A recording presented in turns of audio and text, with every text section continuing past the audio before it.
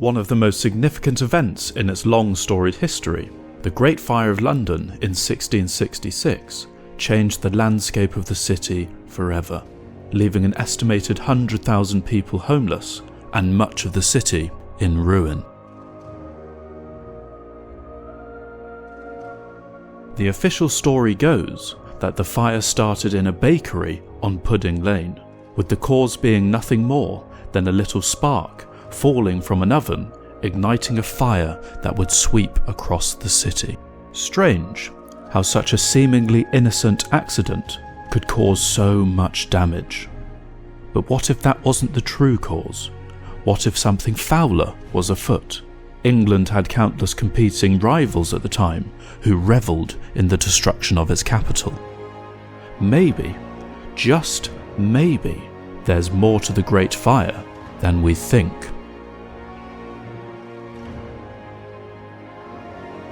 England, and London in particular, had been going through some hard times when the Great Fire hit. The kingdom was embroiled in an ongoing war with the Dutch, and a large outbreak of the bubonic plague, with death counts estimated in the tens of thousands, was seeping through the population. Though the war with the Dutch was raging on, by the summer of 1666, the plague had all but subsided, with it deemed safe to walk the streets of London again. Naturally, after enduring such a hardship, it must have seemed that things were looking up for the old medieval city.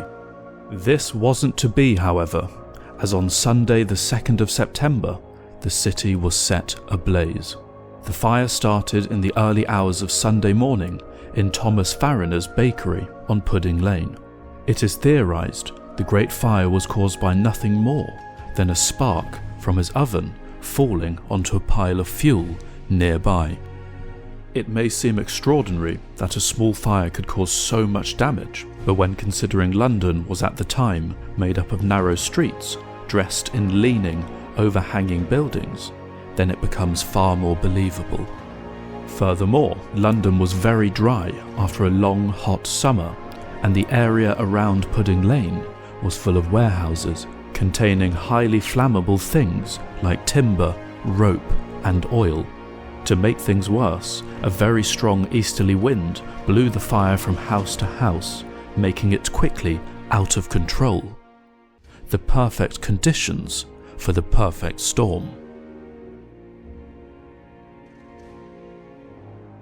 Fires were common in crowded wood-built cities, with its open fireplaces, candles, ovens, and stores of combustibles.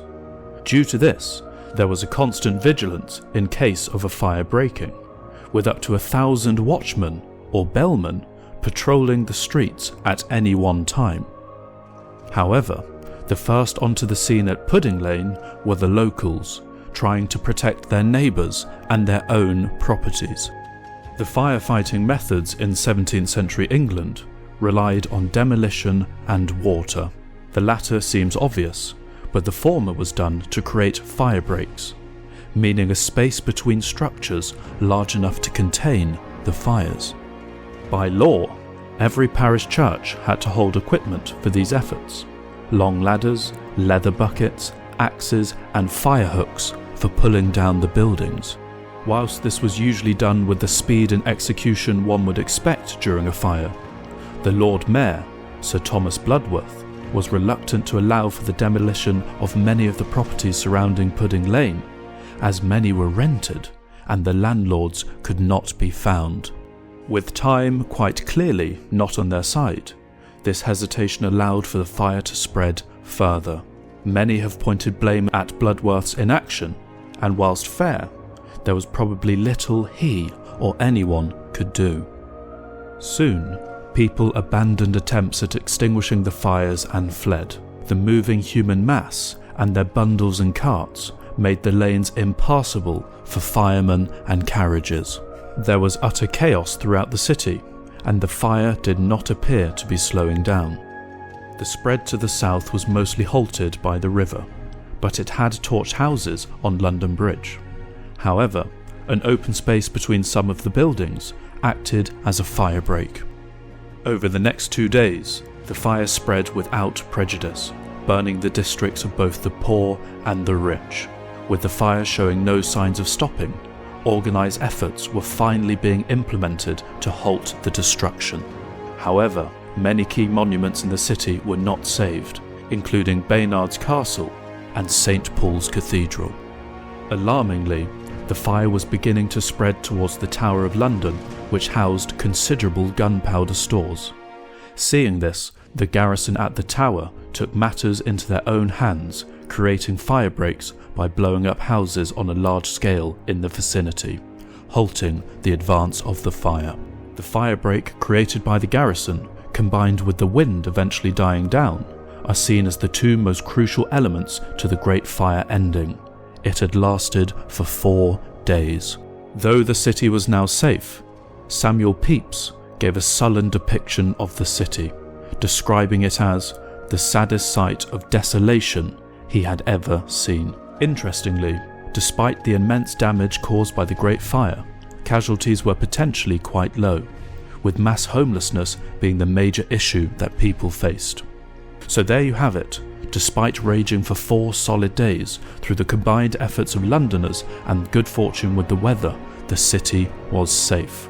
Amazing that all this destruction was caused by nothing more than an inattentive baker on Pudding Lane. Or was it?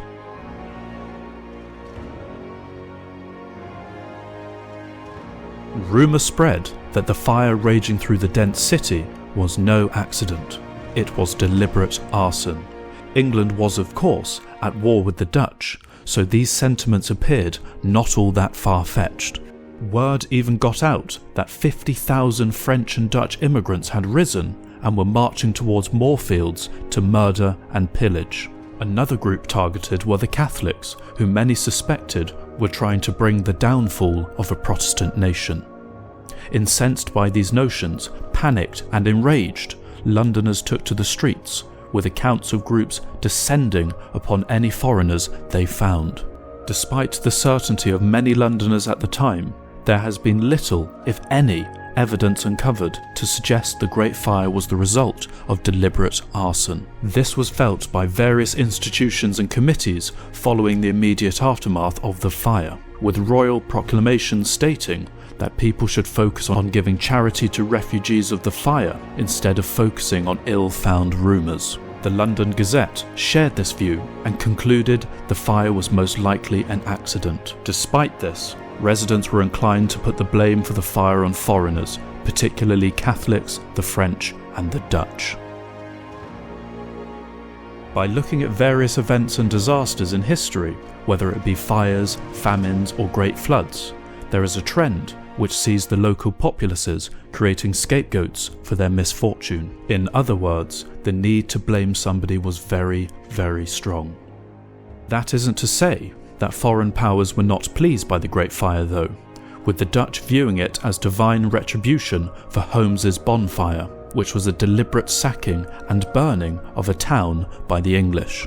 In Italy, a pamphlet circulated comparing London to Lucifer in its proud arrogance and its spectacular fall. In Spain, the fire was seen as a parable of Protestant wickedness.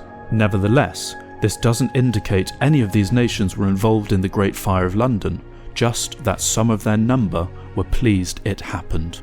So there you have it. In all likelihood, the Great Fire was an accident, with just a tiny spark in a bakery on Pudding Lane setting large swathes of the city on fire. So neither the Dutch, the French or the Catholics were the culprits, just an inattentive baker on a Sunday evening. Thank you for joining us at Canned History. If you enjoyed the video and would like to see more, then like, comment and subscribe.